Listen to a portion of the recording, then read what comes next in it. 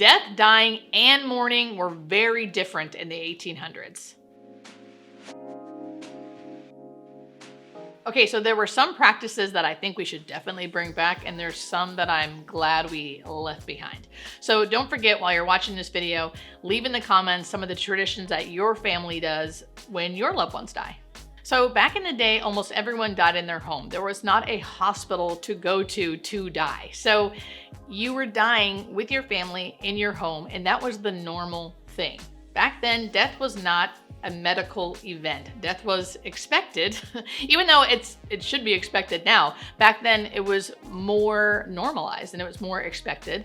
And it was expected that your family took care of you while you died in the home. So in today's world, I feel like we have this illusion that we're not going to die, or we're going to live forever, or there's always going to be something to be done to keep us alive.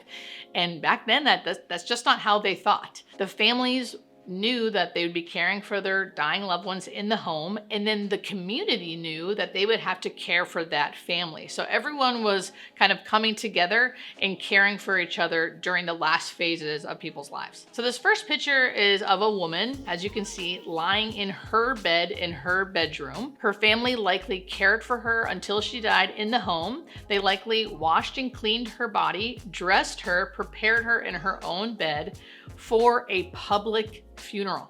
That's right. So it's not just for friends and family. This is an open house public funeral where anyone in the community can come into the house, into her bedroom, and pay respects to the dead. This part I love. Most people who had suffered a death in the family would hang black curtains. You can see the black curtains hanging on all the windows in front of the door. If they didn't have curtains, they would hang like a black wreath or ribbon on the door. So everyone in the community knew, hey, we had someone die recently. We are all in grieving. We may need some help.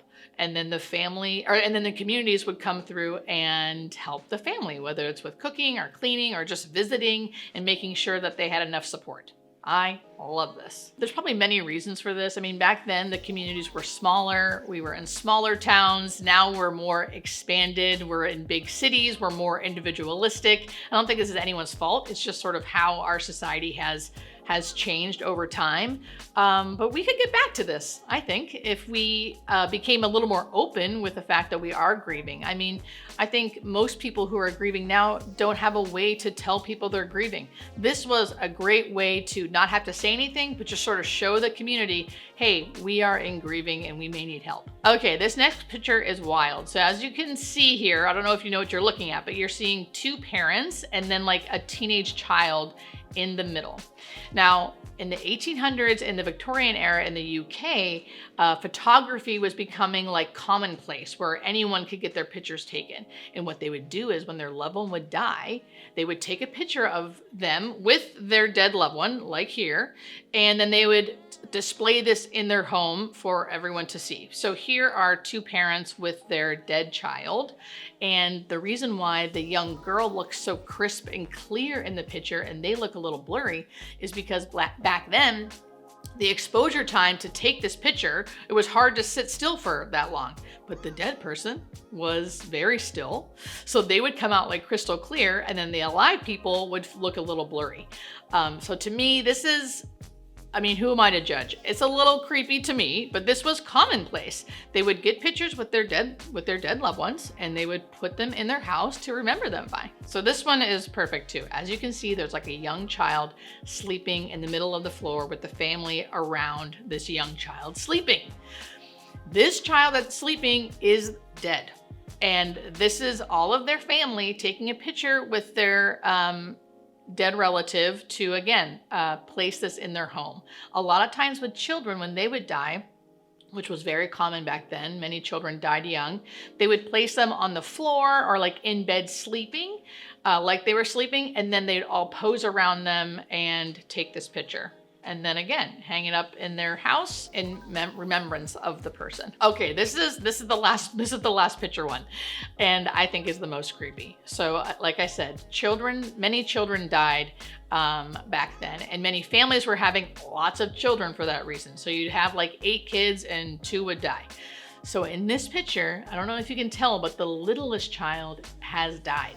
and they prop up the children next to the siblings and take a picture of this dead child with their siblings. Again, this is commonplace. This is something that everyone did back in the day when their loved ones died. It was not unheard of. It was not weird. It was like what you did. This is a great example of that. So they'd take this picture and they would put it in their house and remember their child who had died.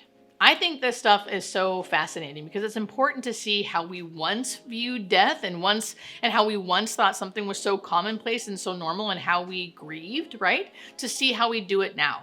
And really, I shouldn't be saying any of this is creepy. At one time in the world, it wasn't at all. It was a normal way to look at death and dying, to be open about someone has died and to display it in your home in a picture.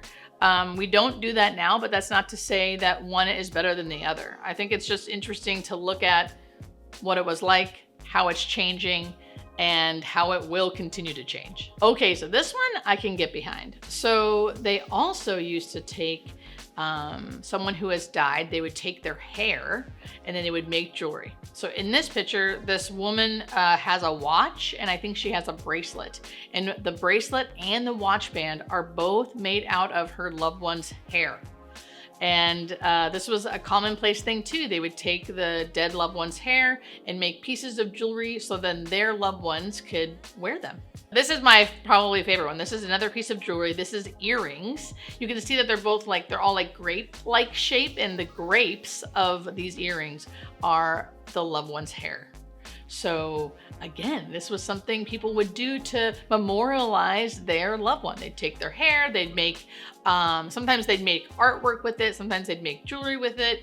It depends, probably depends on finances and things like that. But this one is great. These are earrings and they just wear them around in memory of their loved one. You know, as a hospice nurse, I am all about people dying in their homes and making death not this medicalized thing that we have made it. So I do think in the 1800s, they were doing something right. The families caring for their dying loved ones in the home and in the community helping the family. I think we lack that a lot in our society as well, like community of people helping each other. We just sort of learned to have this attitude of taking care of ourselves and not asking for help. And I think we really need to try to shift our mindset to asking for help and being willing to help, having the community being willing to help the grieving family and the dying patient. Okay, so what traditions did you guys like? Which ones should we bring into 2023 and which ones should we keep in the 1800s? Did any of these things seem fascinating to you? Did they seem disturbing? What are some traditions that you and your families do? Let me know in the comments. I want to hear from you guys. I love talking about this stuff, so I can't wait to hear from you. And don't forget to subscribe for more death and dying information.